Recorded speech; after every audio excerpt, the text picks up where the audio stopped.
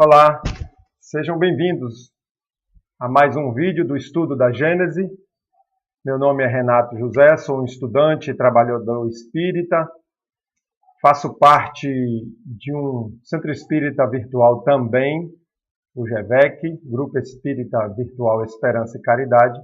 E estamos fazendo esse estudo da Gênese com vídeos de 30 minutos. Já fizemos 2, esse é o terceiro. Isso significa que estamos muito no início. E vamos dar continuação do capítulo Caráter da Revelação Espírita, que nós paramos no segundo vídeo. Lembrando mais uma vez, eu já fiz minhas orações antes de começar o estudo. E se for da vontade, se for necessário, cada um faça a sua pequena oração antes de começar, para atrair boas energias e até os bons espíritos, né? Estamos estudando através da versão da Gênese que está lá na Federação Espírita Brasileira, no site. É bom falar isso, porque se a pessoa quiser pegar a leitura exatamente como eu estou lendo, né? É a versão da tradução de Guilom Ribeiro, e nós estamos então nessa versão de PDF na página 19, ok? Nós estávamos falando dos homens de gênio, que vêm para ensinar tanto a moral, como vêm também ensinar a ciência, a parte da evolução intelectual. Então paramos nesse ponto em que falava que Deus e a espiritualidade nos ajuda enviando esses homens de gênio, pessoas de gênio, né?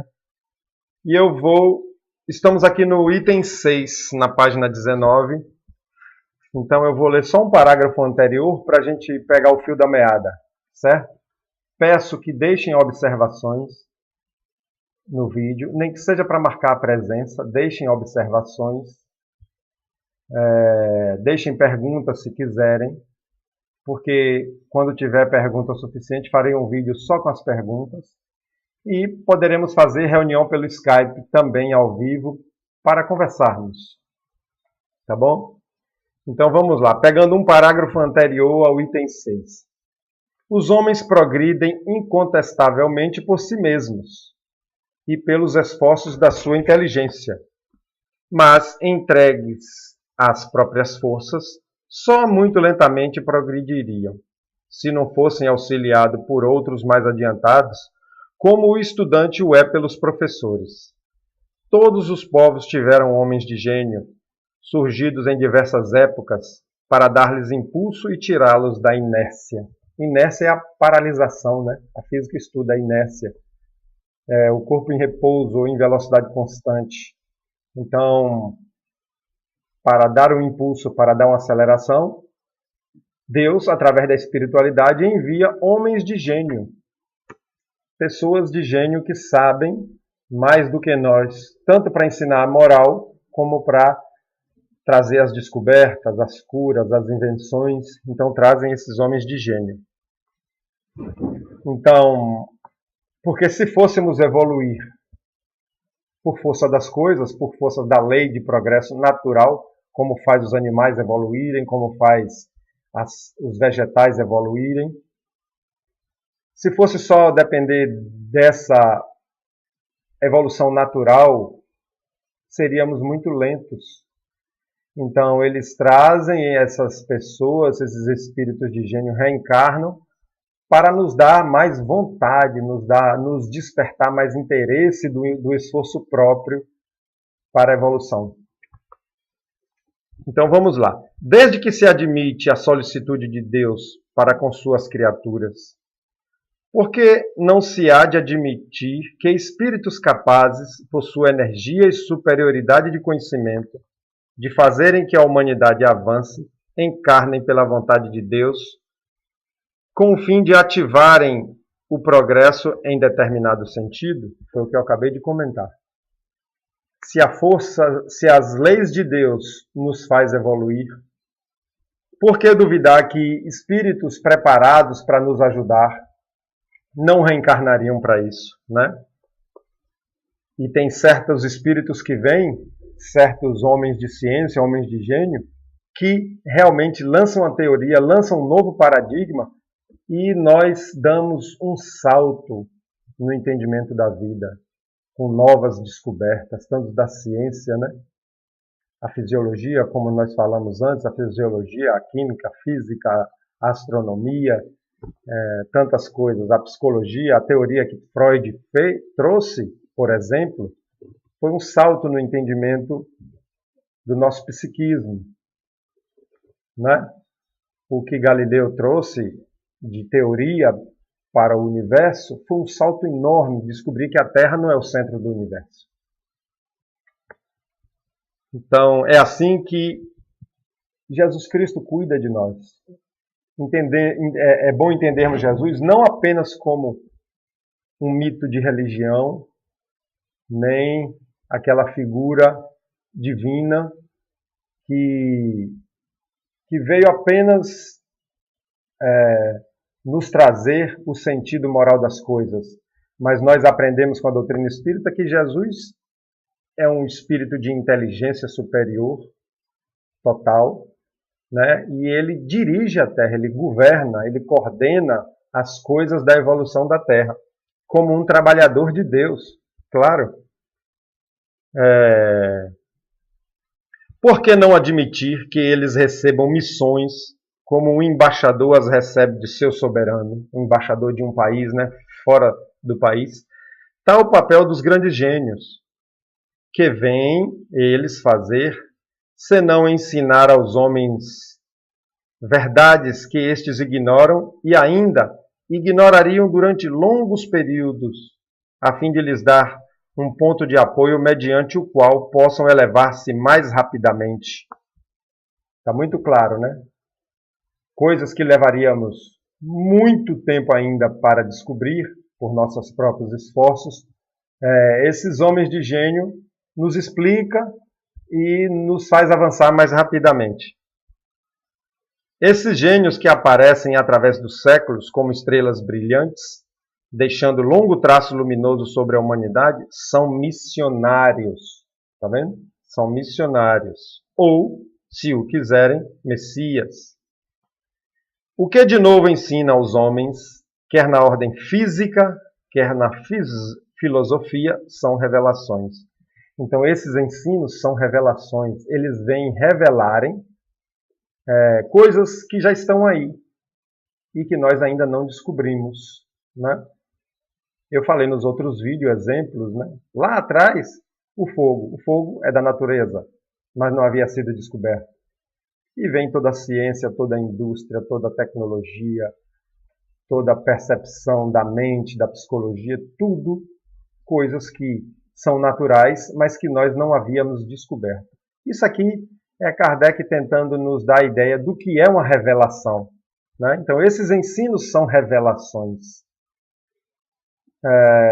Eu lembro Sócrates, 400 e tantos anos, quase 500 anos antes de Cristo. Foi um grande revelador. Moisés, né, lá no tempo dele, um grande revelador. E assim são esses espíritos que vêm com essas missões de nos fazerem avançar. Porque, gente,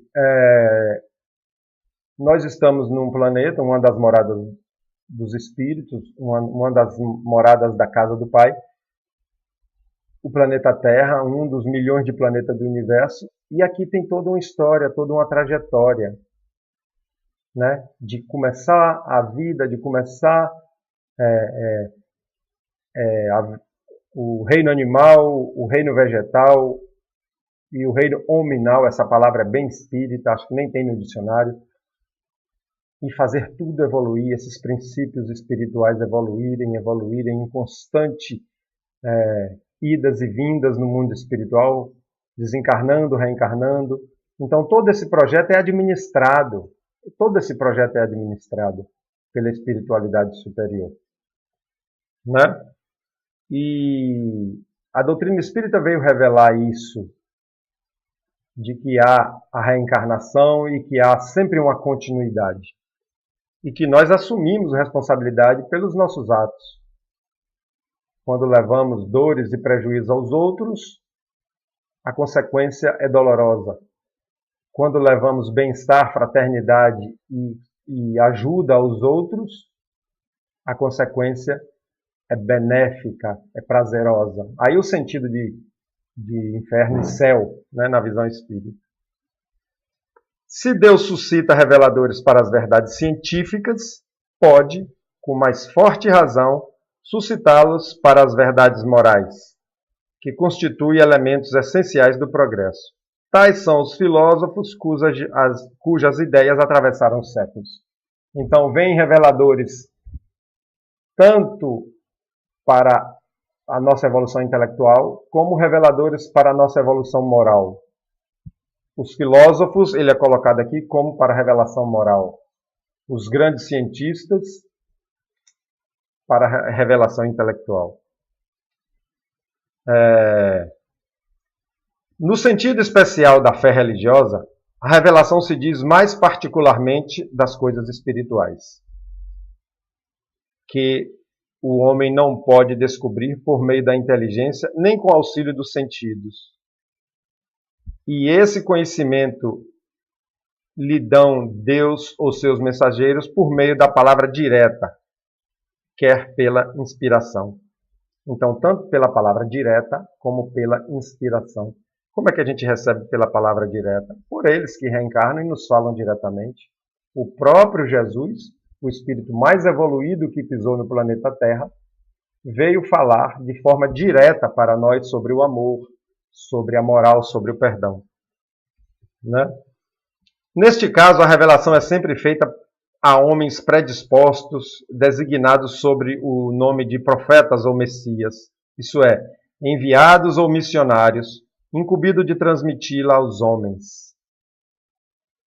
Considerada debaixo deste ponto de vista, a revelação implica a passividade absoluta e é aceita sem verificação, sem exame nem discussão.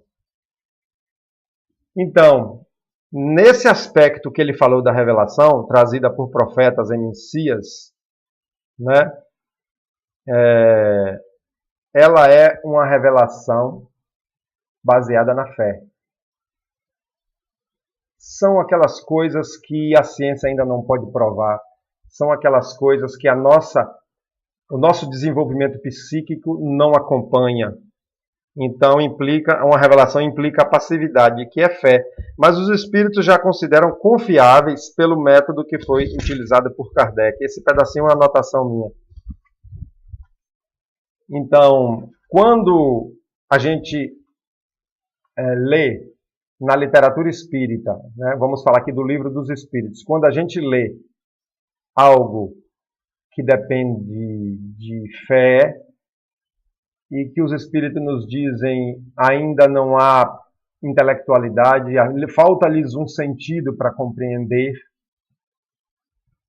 Então, o que me dá segurança para que isso seja verdade? Ele está dizendo que não vai me explicar porque eu ainda não tenho capacidade intelectual desenvolvida devido à minha evolução, os espíritos da Terra. Então, o que me faz acreditar? Se ele me diz é assim, e espere o momento que você possa entender.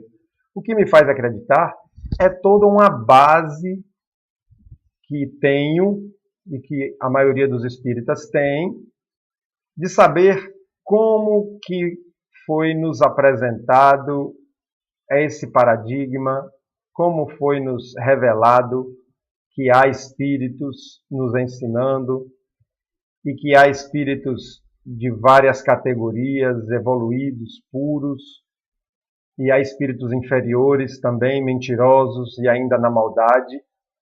Porém, Kardec usou o método científico, Kardec usou o método da experimentação, ele sempre comprovava, e a nossa base é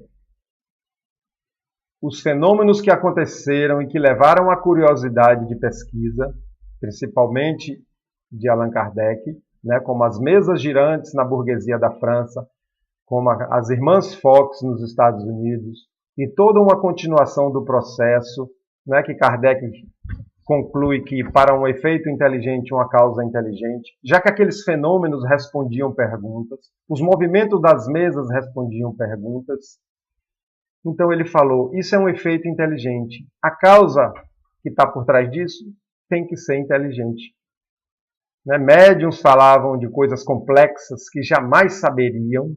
Então, eu fiz um resumo aqui muito, muito pequeno para mostrar que antes de começar a estudar todo o ensinamento espírita, nós ganhamos subsídios para acreditar. Acreditar. Então, se o espírito é superior, se o espírito é comprovadamente um espírito superior, nós acreditamos no que ele fala. E essa parte que fala que depende de fé na base espírita é a minoria, são poucas coisas. A maioria das coisas que eles vieram trazer são coisas práticas e comprováveis, né? Eu faço um exemplo com os médicos. Quando a gente vai no médico, a gente pressupõe que aquele homem estudou muito, né? 10 anos, e que ele recebeu uma fiscalização do Ministério da Educação, de todo um conselho de medicina, e que ele foi preparado para me atender quando eu estiver doente. Então a gente já vai levando isso intrinsecamente em nós já sabemos disso. Então quando você senta diante de um médico e ele fala o seu problema e ele lhe pede exames ou lhe dá diagnósticos, você acredita. Por quê? Você já sabe que a fonte é confiável. Acontece sim da gente não acreditar do médico, duvidar do médico. O que é que a gente faz? Vai em outro para confirmar o diagnóstico. E ainda, se a coisa for mais séria, pode ir até num terceiro. Eu fiz uma cirurgia de joelho que eu fiz isso. Eu desconfiei como é que eu vou dizer, dessa coisa de fazer cirurgia sem precisar para ganhar dinheiro. Eu desconfiei e fui em outro. O outro deu o mesmo diagnóstico. Eu não falei nada e ele deu o mesmo diagnóstico. Foi assim que Kardec fez com os espíritos. Ele submeteu a vários médiuns, a vários espíritos, fazendo um método de experimentação e observação.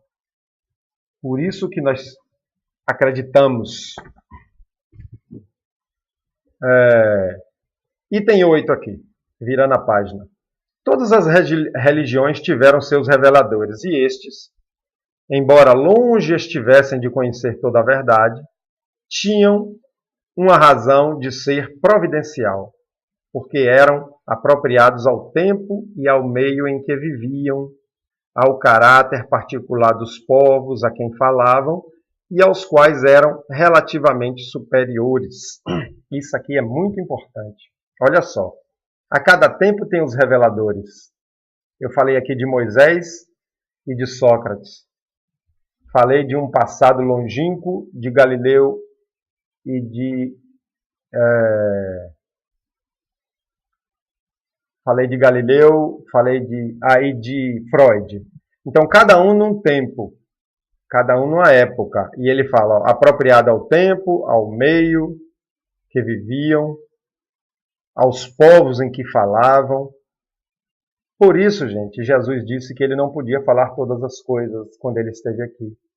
Porque tinha que respeitar a limitação do tempo, da época, da nossa mentalidade.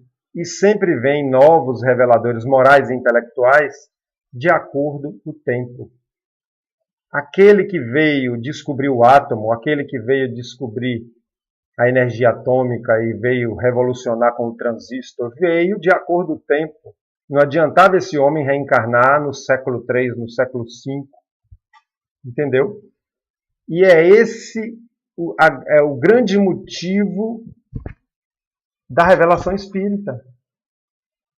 Da revelação espírita, o grande motivo, toda essa gama de conhecimento só podia vir naquele momento, certo? Então, os reveladores religiosos foram Moisés, Buda, Krishna, cada um no seu momento e todos a serviço de Jesus. Antigamente eu pensei que eram mentalidades diferentes. Não, a serviço de Jesus. Descobri isso no livro A Caminho da Luz, de Emmanuel, por Chico Xavier, que todos esses vieram a serviço de Jesus para o momento certo, para o povo certo. Então, quando Jesus fala, eu sou o caminho, a verdade e a vida, ninguém vai ao Pai senão por mim, para mim ele está dizendo, olha, se você é budista, você está indo ao Pai por mim, porque Buda é meu auxiliar. Nós cristãos, espíritas, acreditamos assim. Apesar dos erros das suas doutrinas, não deixaram de agitar os espíritos, por isso mesmo, de semear os germes do progresso, que mais tarde haviam de desabrochar, ou desabrochariam um dia sob o sol do cristianismo. Então, mesmo que em cada época fossem ditas coisas erradas, mesmo assim valeu por ter agitado, por ter aguçado a curiosidade dos espíritos. Certo? Então valeu mesmo assim. E volto a falar de Jesus. Ele disse que toda planta que meu Pai Celestial não plantou será arrancada pela raiz. Então, todo ensinamento equivocado, né, tanto dos bons profetas como dos falsos profetas, todo esse ensinamento seria derrubado para vir a luz da verdade, que continuará vindo. Sempre estaremos evoluindo. Estamos no ano de 2018, século 21, mas no ano de 3000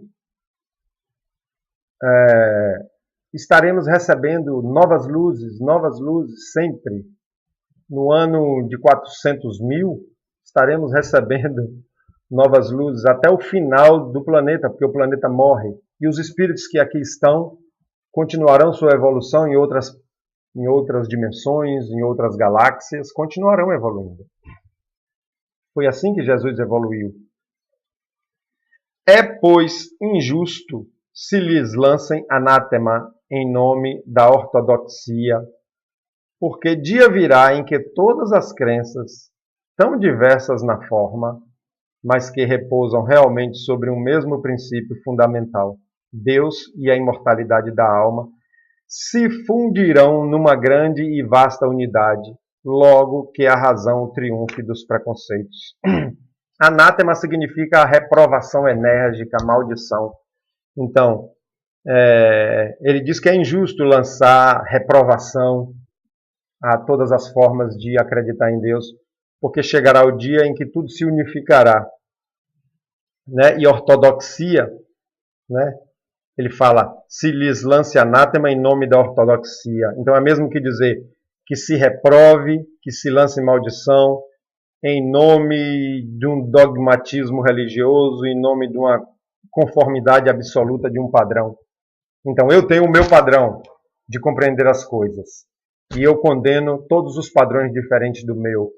Ele diz que não se deve fazer isso porque no futuro tudo se unificará.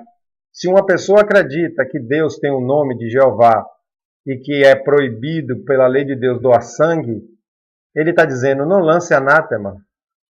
Não vá com energia de maldição nem de reprovação. Calma.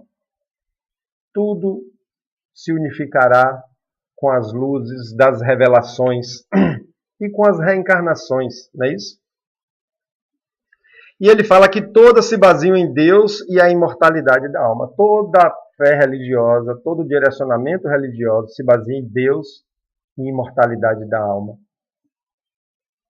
Todo cristianismo, todas as religiões, tanto protestantes como católicas, como a católica, como as outras budistas e etc., os judeus, acreditam num Deus e acreditam na continuação da vida do espírito. Não acreditam em reencarnação, mas acreditam no céu, no inferno, em que o espírito progredirá. Né? Então, essa base é igual.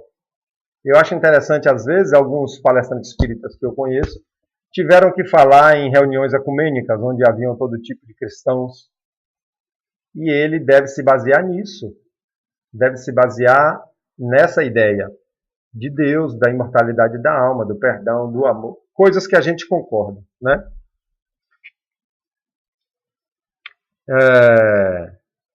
Então a razão triunfará sobre o preconceito.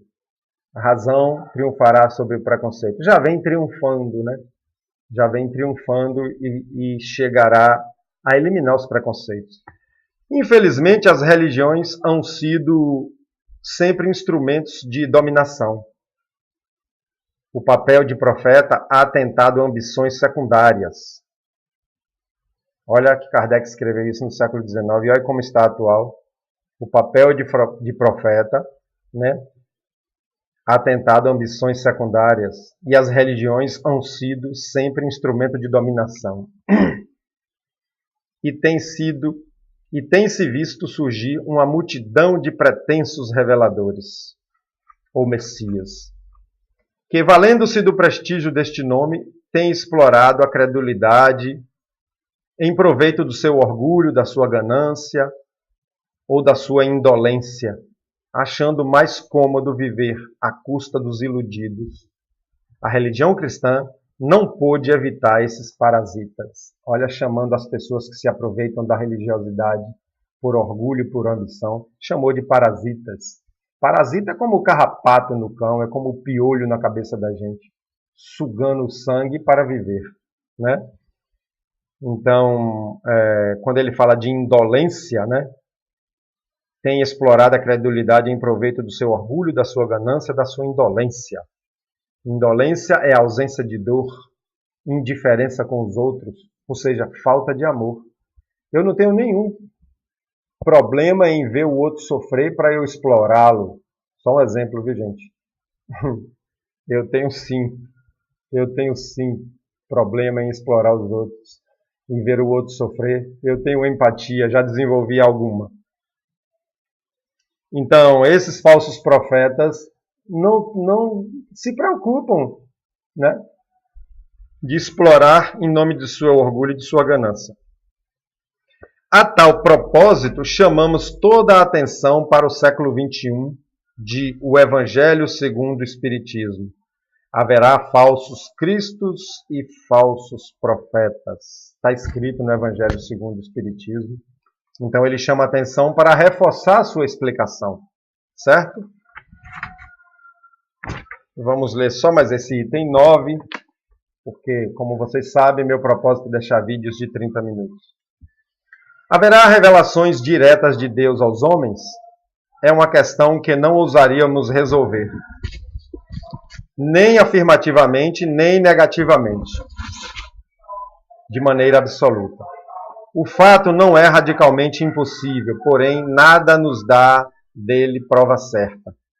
O que não padece dúvida é que os espíritos mais próximos de Deus, pela perfeição, se incumbem do seu pensamento e podem transmiti-lo. Então ele está falando dessa coisa de acreditar que Deus falou direto a alguém. Deus falou para Moisés, né? Ele não aprofunda, mas fala que não ousaria dar essa resposta nem positiva nem negativa, né? Porque de Deus não pode se duvidar nada. Mas nós espíritas acreditamos muito mais em que espíritos superiores vieram falar em nome desse Deus, em nome dessa inteligência suprema, desse amor supremo, né? Porque a gente sabe que tem religiões que acreditam que os 10 mandamentos foram ditos direto de Deus para Moisés. Quanto aos reveladores encarnados, segundo a ordem hierárquica a que pertencem e ao grau a que chegaram de saber, esses podem tirar dos seus próprios conhecimentos as instruções que ministram, ou recebê-la de espíritos mais elevados, mesmo os mensageiros diretos de Deus, os quais, falando em nome de Deus, têm sido às vezes tomados pelo próprio Deus. Então, essas pessoas de gênio que reencarnam podem estar tirando seus próprios conhecimentos, que já trazem, como podem estar sendo intuídos. Porque o espírito reencarna para trazer uma revelação, para trazer um ensinamento, ele pode tirar do seu próprio saber. As comunicações deste gênero nada têm de estranho para quem conhece os fenômenos espíritas e a maneira pela qual se estabelecem as relações entre os encarnados e os desencarnados. As instruções podem ser transmitidas por diversos meios. Pela simples inspiração, né? Intuir um pensamento, encosta perispírito com perispírito e intui um pensamento. Pela audição da palavra, pela visibilidade dos espíritos instrutores, das visões e aparições, quer em sonho, quer no estado de vigília, do que há muitos exemplos na Bíblia, no Evangelho e nos livros sagrados de todos os povos. Então ele está mostrando aqui que há várias formas desse contato com o mundo espiritual.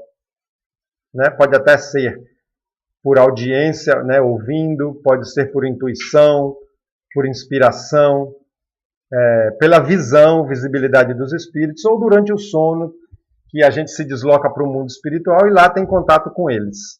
Né? E isso é muito bem detalhado, muito bem explicado no Livro dos Médiuns. É, pois, rigorosamente exato dizer que quase todos os reveladores são médiuns inspirados, audientes ou videntes. Olha que ele botou, quase todos os reveladores são médiuns, audientes ou videntes. E é o que nós acreditamos que Moisés era, é um médium. Jesus também era um médium completo, né? Daí, entretanto, não se devem concluir que todos os médiuns sejam reveladores, nem ainda menos intermediários diretos da divindade ou dos seus mensageiros. Então ele está dizendo que por ele dizer que os profetas e os reveladores são médiuns inspirados, não quer dizer que todos os médiuns são. Claro que não. Tem médiuns também em toda classe de espíritos. Tem médium que nem sabe que é médium. Então vamos parar aqui, né? No item 10, a gente para, deixamos para o próximo vídeo para continuar estudando o caráter da revelação espírita. No vídeo passado eu falei que o sentido de caráter aqui, ele tem sentido de qualidade distintiva. O que distingue a doutrina espírita em relação às outras religiões? Não é isso? Então, muito obrigado pela atenção de hoje, por o estudo do Livro dos Espíritos através desse vídeo. E nos vemos na próxima.